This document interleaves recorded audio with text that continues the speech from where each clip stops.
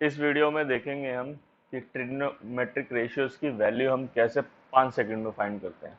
ठीक है, तो उसके लिए सबसे पहले आपको ये ट्रिग्नोमेट्रिक रेशियोज याद करने पड़ेंगे कि साइन थीटा क्या होता है, पी बाई एच। ठीक है, तो ऐसे सारे रेशियोज याद करने के बाद उसके बाद आपको एक चीज़ समझनी होगी यहाँ पे कि अगर हम ट्रायंगल लेते हैं, एक मिनट जरा मैं ट्रायंगल ले लेता हूँ।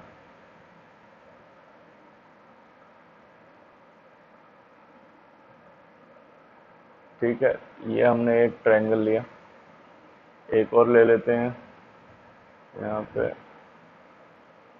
ठीक है, तो अगर इन ट्रायंगल को हम देखें, ठीक है, मान लेते हैं ये है ए बी और ये सी। ठीक है, यहाँ पे 90 डिग्री है, तो 90 डिग्री के सामने तो ऑलवेज कौन सा होता है, हाइपोटेनियस होता है। ठीक है, अगर हम कंसीडर करेंगे कि थीटा हमारा ए पे है, तो इस थीटा के लिए पी हमारा कौन सा होगा, इसके जस्ट सामने वाला हमारा परपेंडिकुलर होगा पी। ठीक है, और एच ऑलवेज 90 के सामने एच रहता है और नीचे वाला जो बच गया वो हमारा बेस हो जाएगा। ठीक है, तो अगर हम देखो अब दूसरा ट्रायंगल में देखो, अगर हम कंसीडर करें कि थीटा हमारा कहाँ पे है, सी पे है, मतलब हमें सी वाली वैल्यू फाइंड करनी है, तो उसके लिए परपेंडिकुलर हो जाएगा हमारा इसके सामने वाला बिल्कुल, यानी कि ये वाला पी। ठीक है, हाइपोटेनस तो हमेशा 90 के सामने रहता है एच, और ये बचा हुआ क्या हो जाएगा बी। ठीक है, तो इतना सा आपको याद रखना है, और ये ट्रिग्नोमेट्रिक रेशियोज याद रखने हैं। इसके बाद आ जाते हैं हम अपने ट्रायंगल्स पे। ठीक है, तो ये हमने ट्रायंगल, यहाँ पे आपको ट्रायंगल बना लेने हैं जल्दी से फटाफट से, और एक पे लिखना है 45।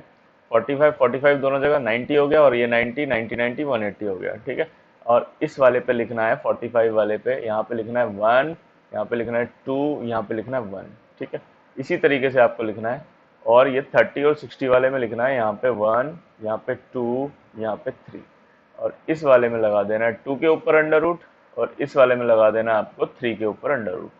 ठीक है, अब देखो यहाँ पे हम कैसे 5 सेकंड में वैल्यू फाइंड करते हैं। जैसे मान लेते हैं हमें निकालना है साइन 30 डिग्री। ठीक है, तो साइन पहले क्या होता है, हमें ये लिखना पड़ेगा पी बाई एच होता है। ठीक है, अब 30 डिग्री की बात हो रही है तो कंसीडर करेंगे थीटा 30 डिग्री पे है, तो 30 डिग्री वाले ट्रायंगल पे आएंगे, 30 के सामने कौन सी साइड है हमारी, परपेंडिकुलर, यानी कि 1। ठीक है, तो यहाँ पे लिख देंगे 1 परपेंडिकुलर के सामने, हाइपोटेनस के सामने लिख देंगे, क्या है हाइपोटेनस यहाँ पे हमारी 2, तो साइन 30 होता है 1/2। ठीक है, रैंडमली कोई भी वैल्यू ले लेते हैं, मान लेते हैं cos 45 निकालना है हमको, तो cos होता है हमारा, क्या होता है cos, b बाय एच। हाँ जी, बस इतनी सी चीज़ याद करनी है हमें।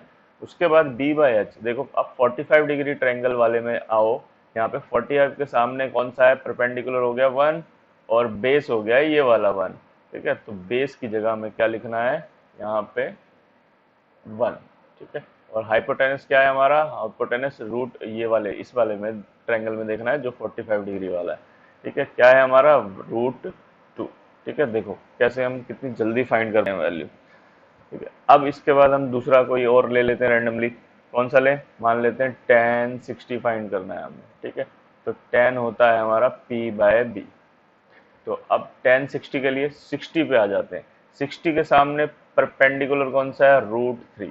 ठीक है, √3 लिख लिया, और बेस कौन सा है हमारा, बेस है 1, तो इसकी वैल्यू क्या हो जाती है हमारी, रूट। ठीक है, इसके बाद आते हैं हम, मान लेते हैं कॉसेक निकाल के देखते हैं। ठीक है, कॉसेक निकाल लेते हैं 30 डिग्री, तो कॉसेक होता है हमारा, क्या होता है, h/p। ठीक है, तो अब 30 डिग्री के सामने देखो क्या है, p है हमारा 1, और h क्या है 2, तो हम ऊपर लिखेंगे 2 और नीचे लिखेंगे 1। ठीक है, तो cos 30 की क्या होती है, 2 होती है। ठीक है, तो देखिए कितना आसान है यहाँ से वैल्यू हमारे लिए निकालना, और मेरे को तो 5 सेकंड भी नहीं लग रहे होंगे हमें वैल्यू निकालने में। ठीक है, और एक दो वैल्यू ट्राई कर लेते हैं। ठीक है, मान लो sec 45 निकालते हैं हम, तो sec 45, sec होता है, क्या होता है sec, sec होता है h/b। ठीक है, तो हाइपोटेनस क्या है, देखो यहाँ पे मैं थोड़ा सा नीचे कर लेता हूँ। हाँ ठीक है, अब देखो यहाँ पे 45 डिग्री वाले में हाइपोटेनस कौन सी है हमारी, √2 है, तो √2 आ गया हाइपोटेनस की जगह, और बेस कौन सा है हमारा। ठीक है, 45 की बात हो रही है तो बेस 1 हो जाएगा, तो ये sec 45 डिग्री की वैल्यू होती है √2।